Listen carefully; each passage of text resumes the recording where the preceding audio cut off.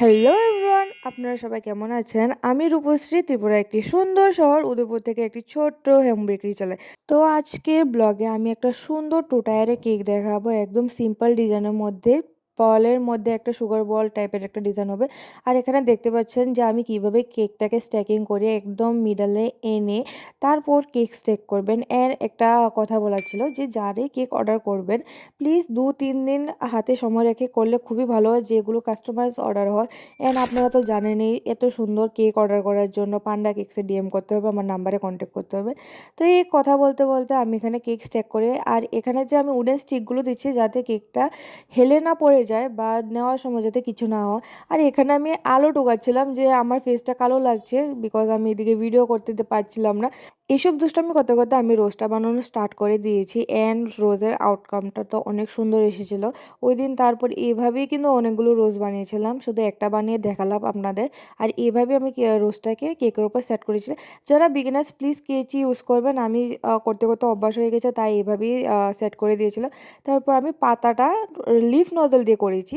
আর আপনারা চাইলে এটা পাইপিং ব্যাগ দিয়েও কিন্তু করতে পারেন। তো এটার টিউটোরিয়াল লাগলে কিন্তু কমেন্ট করবেন, আমি অবশ্যই সব জায়গায় পোস্ট করার চেষ্টা করব।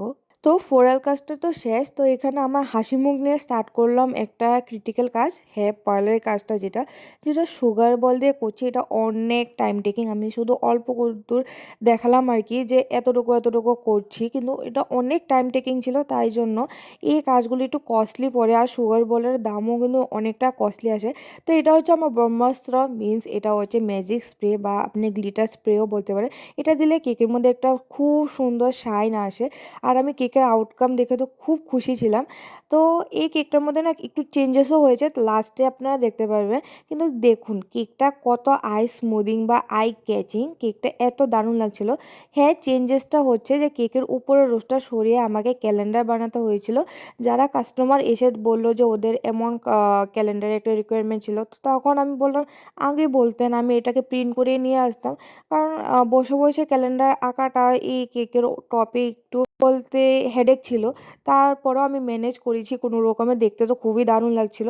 তো আপনারাও যদি এত সুন্দর কেকস অর্ডার করতে চান, ডিএম টু পান্ডা কেকস, আর এত সুন্দর সুন্দর কেকের ভিডিওস ব্লগ দেখার জন্য কিন্তু আমাকে ফলো করে রাখবেন, রূপশ্রী 15 অ্যান্ড পান্ডা কেকস দুটোটা আইডি।